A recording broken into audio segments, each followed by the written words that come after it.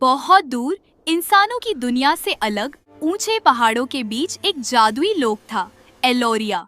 यहाँ हर परी के पास कोई न कोई खास हुनर था। उसी लोक में एक परी रहती थी जिसका नाम था मीरा। उसे स्वादिष्ट मिठाइयाँ बनाने और खाने का बहुत शौक था। मीरा की मिठाइयाँ दिखने में बहुत सुंदर होती थीं, लेकिन उनमें स्वाद नहीं होता था। इसीलिए कोई भी परी उसकी मिठाइयाँ नहीं खाती थी। एक दिन एलोरिया में एक बड़ा उत्सव रखा गया जिसमें अलग अलग राज्यों की रानी परियां भी आई थीं। उनके लिए तरह तरह के पकवान बनाए गए और पूरा दरबार सजाया गया। मीरा ने चुपके से अपनी मिठाइयों की ट्रे भी खाने की मेज पर रख दी। जब मेहमानों ने मिठाई खाई तो जिसका भी मीरा की मिठाई से सामना हुआ वह गुस्से में उसे फेंक देता। रानी परी ने गुस्से में मीरा को बुलाया और कहा, क्या तुम आगे कभी मिठाई नहीं बनाओगी?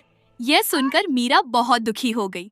उसने अपना सामान बांधा और जंगल की ओर चली गई। वहाँ बैठकर रोते हुए वह बोली, अब मैं कभी मिठाई नहीं बनाऊंगी।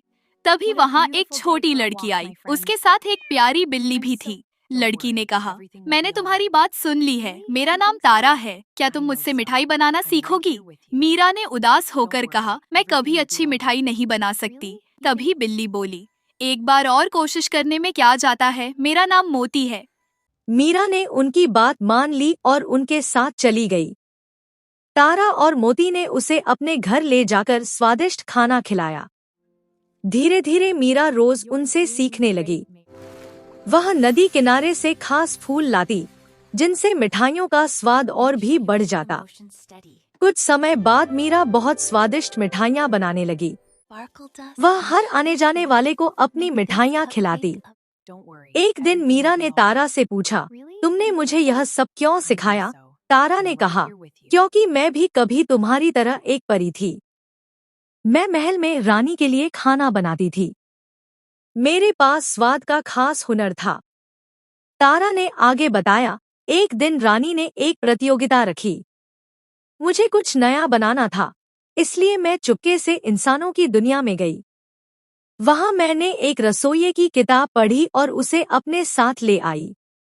अगले दिन मैंने उसी से खाना बनाया, लेकिन रानी को पता चल गया कि यह इंसानों की रेसिपी है।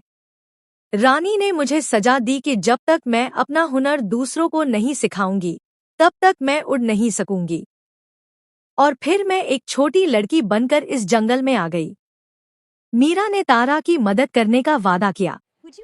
दोनों ने मिलकर बहुत सारी मिठाइयाँ बनाईं और उन्हें एलोरिया ले गईं।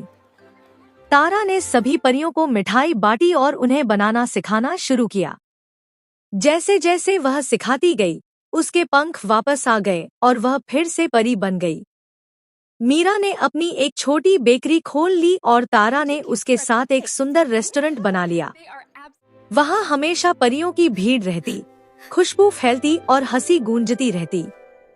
और इस तरह एलोरिया का वह स्थान सबसे प्यारा बन गया, जहाँ हर कोई खुशियों और मिठास का आनंद लेने आता था। Please like and subscribe. Please like and subscribe.